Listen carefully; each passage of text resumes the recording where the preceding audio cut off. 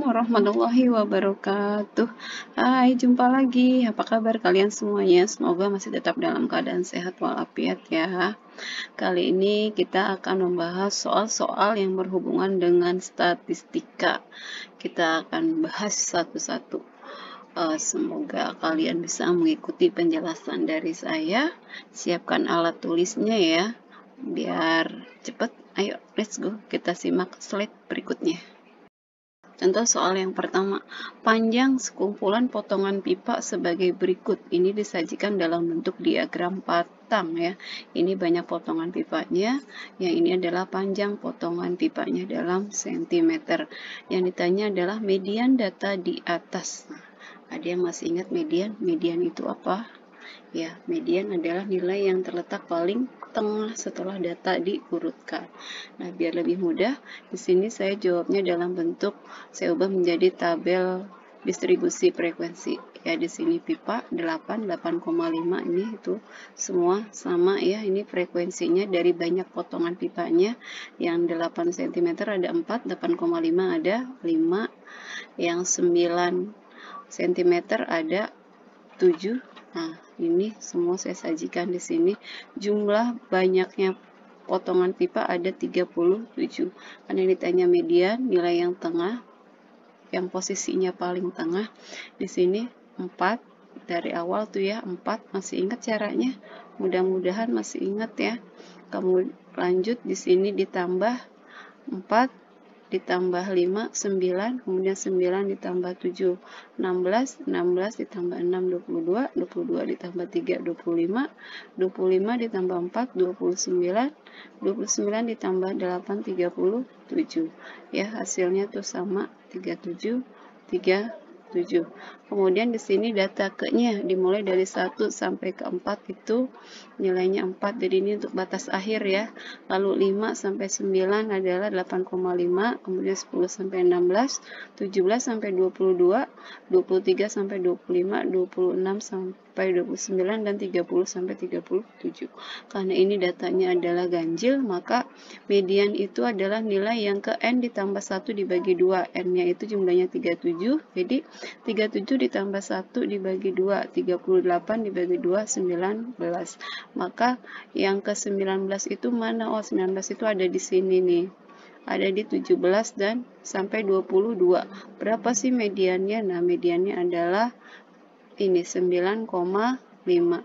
Jadi median data tersebut adalah 9,5. Itu ya. Jadi data ke, kemudian cari nilainya berapa. Ya, median itu ME nih, saya lupa tadi. Oke, bagaimana? Ini mengingat yang lalu ya, mudah-mudahan masih ingat. Kita lanjut slide berikutnya ya. Ya, berikutnya, hasil penimbangan berat badan siswa kelas 9A sebagai berikut. Nah, ini berat badan dalam kilogram. Kemudian banyak siswa. Sini 40, yang 40 kilo ada 7 anak, yang 43 ada K ditambah 2, 45 ada K, 48 itu 4, 50 kilo itu ada 6. Jika banyak siswa yang memiliki berat badan lebih dari 43 kg ada 16, median berat badan siswa adalah, nah di sini karena kita harus mencari mediannya berapa, jadi kita harus tahu dulu jumlahnya berapa nih. Banyaknya siswa ada berapa, jadi kita tentukan dulu K-nya. Di sini diketahui yang lebih dari 43 kilo itu ada 16. Lebih dari 43 kilo itu mana sih? Ini. Jadi K ditambah 4 ditambah 6 sama dengan 16. Tuh. Ya, sama dengan 16. Jadi berapa K-nya? Nah, ini tuh ya. Maka K sama dengan 16 dikurang 10. Jadi K-nya itu adalah 6. Jadi jumlah siswa yang berat badannya 45 kilo adalah 6 orang. Kemudian kalau K-nya udah ketemu, kita bisa tentukan yang beratnya 43 kilo. Ada berapa orang? Yaitu K ditambah 2. K-nya 6, jadi 6 ditambah 2 sama dengan 8. Jadi yang berat 43 ada 8 orang. Ini itu ya. Tuh. Kemudian di sini kita buat diagram lagi biar lebih gampang, tabel distribusi ya, biar lebih gampang. Jadi 7 di sini 7 tambah 8, 15, 15 tambah 6, 21, 21 tambah 4, 25, 25 tambah 6, 31. Jumlahnya juga ganjil. Maka di sini median itu nilai yang ke N ditambah 1, 31 tambah 1, 32 dibagi 2 sama dengan 16. Jadi yang ke-16, posisi ke-16 ada di sini, yaitu 16 sampai dengan 21. Berapa mediannya? Berapa angkanya? Kita tarik garis. Nah, di sini BB-nya 45 kilo. Jadi median data tersebut adalah 45 kilogram. Itu bagaimana? Ada pertanyaan? Ya, silahkan bertanya. Boleh bertanya. Bertanya itu nggak pernah dilarang, ya. Kita lanjut slide berikutnya. Nah, tabel berikut menyajikan data banyak karyawan di PT Sido Makmur di 4 divisi, ya. Di 4 divisi, divisi keuangan, perpajakan, pemasaran, dan produksi. Karyawan laki-lakinya 35, 23, 57, 52. Karyawan perempuan 50, 38, 30, dan 45. Modus divisi dari data adalah, yang ditanya adalah modus itu apa? Ya, yang paling banyak atau yang paling sering muncul. Yang paling banyak berarti di sini kan belum ketahuan jumlahnya. Nah, ini kita jumlah dulu nih. 35 ditambah 50 hasilnya ya 85 nih. Kemudian 23 ditambah 38 61. 57 ditambah 30 87. Kemudian 52 ditambah 45, 97. Nah, dari keempat divisi ini mana yang paling banyak? Nah, yang jumlah pegawainya paling banyak, ya. Di sini yang paling banyak adalah yang jumlahnya 97, yaitu divisi produksi, ya. Jadi modusnya adalah divisi produksi. Itu. Ya, bisa ya, modus itu yang paling banyak atau yang paling sering muncul. Oke, lanjut slide berikutnya. Suatu kelas terdiri atas 12 siswa laki-laki dan 18 siswa perempuan. Rata-rata berat badan seluruh siswa 39,2 kg. Jika rata-rata berat badan siswa perempuan 40 kg, rata-rata berat badan siswa laki-laki adalah yang ditanya cuma rata-rata berat badan siswa laki-laki. Di sini catatan min itu X bar. X ada garisnya di atas. Misalkan banyak siswa laki-laki itu N1 sama dengan 12. Banyak siswa perempuan itu saya umpamakan dengan N2 sama dengan 18. Bu, 18 dari mana? Nih. Ya, 12 siswa laki-laki, 18 siswa perempuan. Kemudian rata-rata berat badan siswa laki-laki kan belum diketahui, jadi saya masih sama dengan X1. Kemudian rata-rata berat badan siswa perempuan X2 40 kg. Rata-rata berat badan seluruh siswa, di sini saya simbol X bar gabungan yaitu 39,2 kg. Jadi karena ini sudah diketahui X gabungannya, kita bisa langsung masukkan ke dalam rumusnya. Caranya gimana? Di sini ya. X gabungan sama dengan N1 dikali rata-rata hitung 1 ditambah N2 dikali rata-rata hitung 2. Nah, dibagi N1 tambah N2, jumlah laki-laki dan jumlah perempuan. Jadi 39,2 sama dengan di sini 12-nya tuh ya. Tuh, 12 karena di sini rata-ratanya belum diketahui, dia masih X1 bar. Kemudian 18 dikali 40, 18-nya dari sini, 40-nya dari sini, 40 kilo. Ya, 12 ditambah 18 jumlah siswa laki-laki dan siswa perempuan. Jadi 39,2 sama dengan 12 dikali X bar ditambah 720 per 30. Di sini 30-nya dikali 39,2 dikali 30 sama dengan 12 X bar ditambah 720. Ini 1176 sama dengan 12 X bar ditambah 720. Jadi 12 barnya sama dengan 1176 dikurangi 720. Maka rata-rata hitungnya sama dengan 456 dibagi 12 sama dengan 38. Jadi rata-rata berat badan siswa laki-lakinya adalah 38 kilo. Oke, ya, pelan-pelan ditanya kalau nggak ngerti. Kita lanjut slide berikutnya. Ya, masih tentang rata-rata hitung.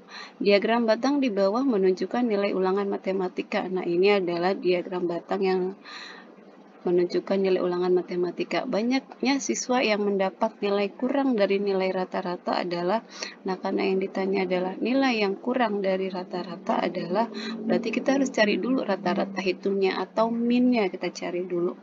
Caranya di sini min sama dengan 5 dikali 1. Bu, ini dari mana sih 5 kali 1?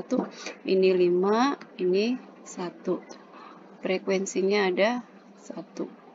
Jadi 5 dikali 1. Kemudian 6 dikali 4. Sini. 6 dikali 4. Ada 4 tuh. Ya. Kemudian 7 dikali 5. 7 kali 5. Dilihat dari sini tuh ya. Dan seterusnya sampai 10 dikali 2. Yang dapat nilai 10 ada 2. Nih. Dibagi 1 tambah 4 tambah 5 tambah 6 tambah 4 tambah 2. Dari mana? Dari sini nih. Dari ini frekuensi ya. Nih dari sini tuh. 1, 4, 5, 6, 4, 2. Udah semuanya jadi 5 tambah 24 tambah 35 tambah 48 tambah 36 tambah 20 dibagi 22 sama dengan 168 dibagi 22 sama dengan 7,6. Jadi rata-rata hitungnya adalah 7,6. Yang ditanya jumlah siswa yang mendapatkan nilai kurang dari rata-rata. Kurang dari rata-rata berarti karena rata-ratanya 7,6 berarti dimulai dari sini. Dari 7 sampai 5. 7, 6, 5. Berapa frekuensinya? Oh, yang 5 ada 1. Kemudian yang dapat nilai 6 ada 4. Yang dapat nilai 7 ada 5. Jadi 1 tambah 4 tambah 5 sama dengan 10. Maka yang mendapat nilai di bawah rata-rata atau kurang dari rata-rata ada 10 orang. Lanjut. Diketahui nilai rata-rata ulangan bahasa Indonesia dari 4 orang siswa adalah 6,9. Jika digabungkan dengan nilai seorang siswa lain, maka rata-rata nilai menjadi 7,2.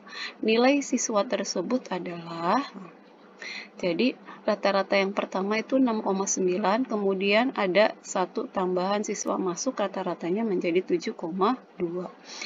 Di sini diketahui, kita buat dulu ya, nilai rata-rata 4 orang siswa. Di sini saya kasih tanda X bar 4 sama dengan 6,9. Kemudian nilai rata-rata 5 orang siswa. Bu, kok 5 dari mana? Kan ada 1 siswa tambahan, seorang siswa lain ya. Jadi ditambah 1, maka jadi 5. Rata-ratanya berubah menjadi 7,2.